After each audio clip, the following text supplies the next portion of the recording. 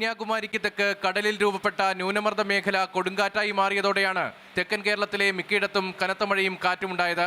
കൊടുങ്കാറ്റ് രൂപം കൊണ്ട കന്യാകുമാരി, നാഗർകോവിൽ മേഖലകളിൽ കനത്ത മഴ ഇപ്പോഴും തുടരുകയാണ്. ന്യൂന അഥവാ താഴ്ന്നത് അല്ലെങ്കിൽ ലോ മർദ്ദം അഥവാ പ്രഷർ. ലോ പ്രഷർ എന്നാണ് ന്യൂനമർദ്ദത്തിൻ്റെ വാക്കുകൊണ്ട് അർത്ഥാക്കുന്നത്. നമുക്കറിയാം, ഏപ്രിൽ മുതൽ ജൂലൈ വരെയുള്ള സമയത്ത് നമുക്ക് വേനൽക്കാലമാണ്. അപ്പോൾ വേനൽക്കാലത്ത് സൂര്യൻ്റെ ചൂട് കാരണം സമുദ്രത്തിലെ ജലം ചൂടാവും. എന്നിട്ട് ചൂടായിട്ട് അതിനകത്തുനിന്ന് നീരാവി വന്നു തുടങ്ങും. ഈ നീരാവി മുകളിൽ പോയിട്ട് മേഘങ്ങളായിട്ട് മാറും. അപ്പോൾ ഏകദേശം ഓഗസ്റ്റ് മാസമൊക്കെ ആകുമ്പോഴത്തേക്കും ആണ് നമുക്ക് പൊതുവെ ഈ ന്യൂനമർദ്ദമൊക്കെ കാണുന്നത്. കാരണം ഓഗസ്റ്റ് മാസം ആകുമ്പോഴത്തേക്കും നമ്മുടെ അന്തരീക്ഷം കുറച്ചുകൂടി തണുത്ത് തുടങ്ങും. അപ്പോൾ ഈ സമുദ്രത്തിൻ്റെ ചൂടുള്ള ഭാഗത്തുള്ള വായു പരിസരത്തുള്ള വായുവിനേക്കാളും മർദ്ദം കുറഞ്ഞൊരവസ്ഥ ഉണ്ടാവും. അതായത് അത് കുറച്ചുകൂടി ഡെൻസിറ്റി കുറഞ്ഞ വായു ആയിരിക്കും, കാരണം ചൂടുള്ള കാരണം. നമുക്കറിയാം, മർദ്ദം കുറഞ്ഞുള്ള ഭാഗത്തേക്ക് മർദ്ദം കൂടിയ ഭാഗത്തു നിന്ന് വായു സഞ്ചരിക്കുന്നുള്ളത്. ലോ പ്രഷർ ഏരിയയിലേക്ക് ഹൈ പ്രഷർ ഏരിയയിൽ നിന്നുള്ള വായു സഞ്ചരിക്കും. അങ്ങനെയാണ് ഈ കാറ്റുണ്ടാവുന്നത് തന്നെ.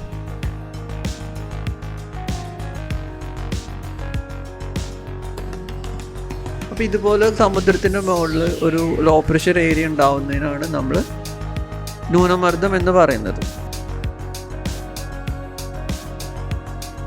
ഇനി ന്യൂനമർദ്ദം കാരണം എന്തുകൊണ്ടാണ് ചുഴലിക്കാറ്റ് ഉണ്ടാവുന്നതെന്ന് നോക്കാം. ചുഴലിക്കാറ്റ് ഉണ്ടാവാനുള്ള മെയിൻ കാരണം ഭൂമിയുടെ റൊട്ടേഷൻ തന്നെയാണ്. അതായത് ഭൂമി അതിൻ്റെ അച്ചുതണ്ടിൽ നിന്ന് കറങ്ങുന്നുണ്ടെന്ന് നമുക്കറിയാം. ഈ ഒരു റൊട്ടേഷൻ കാരണമാണ് ശരിക്കും ചുഴലിക്കാറ്റ് ഉണ്ടാവുന്നത് തന്നെ. ഭൂമിയുടെ ഇക്വേറ്റർ അല്ലെങ്കിൽ ഭൂമധ്യരേഖയിൽ ഭൂമി ചുറ്റുന്ന സ്പീഡ് ഏകദേശം 1000 മൈൽസ് പെർ അവറിലാണ്. പക്ഷെ ഭൂമധ്യരേഖയുടെ മുകളിലേക്ക് പോകുന്തോറും ഇതിൻ്റെ സ്പീഡ് കുറഞ്ഞുകൊണ്ടിരിക്കും. ഈ സ്പീഡിലുള്ള വേരിയേഷനാണ് ശരിക്കും ചുഴലിക്കാറ്റ് ഉണ്ടാവാൻ വേണ്ടിയിട്ട് ഒരു കാരണമാകുന്നത്. ഇനിയിപ്പോൾ കടലിൻ്റെ ഈ ഭാഗത്തായിട്ടൊരു ലോ പ്രഷർ ഏരിയ ഉണ്ടാവാമെന്ന് വിചാരിക്കാം, അതായത് ന്യൂനമർദ്ദം രൂപപ്പെടാമെന്ന് വിചാരിക്കാം.